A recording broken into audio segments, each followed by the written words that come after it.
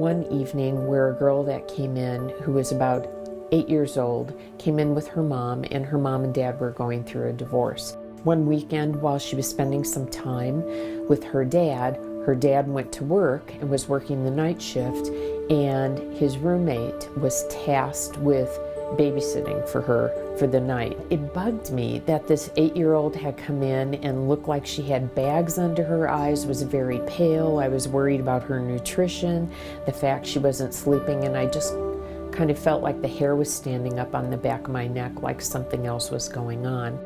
Dad's roommate, when Dad would be at work, would come into her room and put his penis in her girl parts, is what she told me.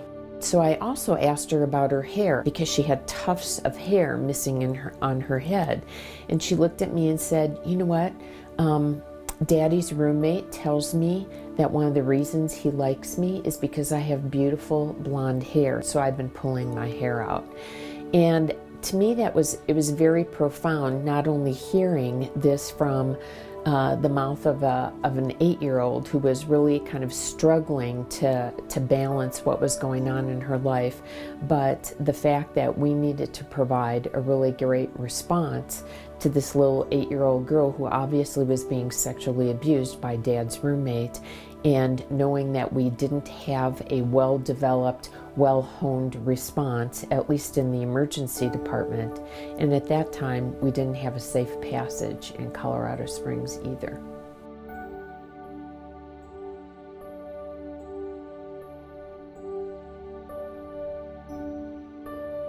Many of the families that come through the door have experienced lots of complicated things in their lives, lots of chaos. And what I hope I can provide is just kind of a sense of calm and a sense of being able to just talk to them about something that nobody really talks about in society, and helping them to understand that what they're feeling is normal, and also helping to give them kind of a roadmap as to how they need to proceed from here.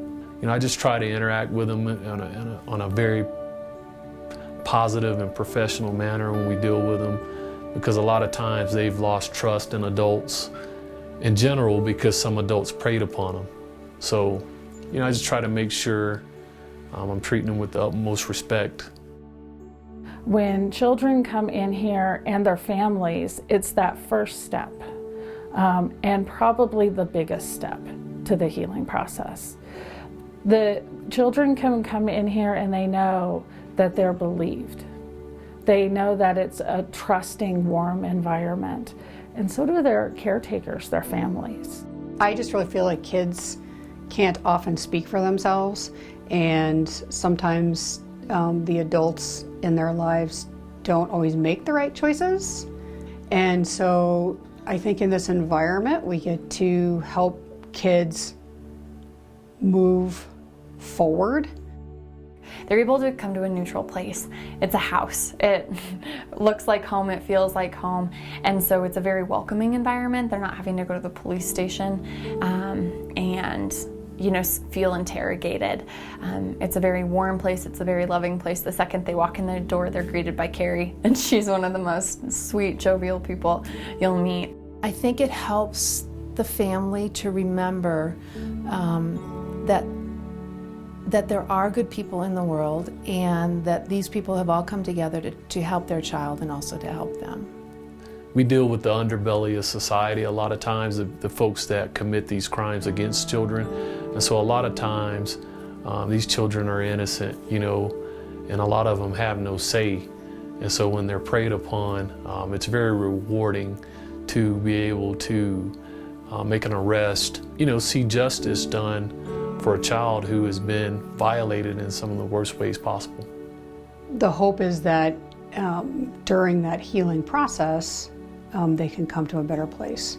A lot of times families walk in feeling alone and isolated because they don't know what to do in this crisis, and they walk out having 4 people on their side. Either support or continue to support, and thank you for those who already have, because the work here is so essential.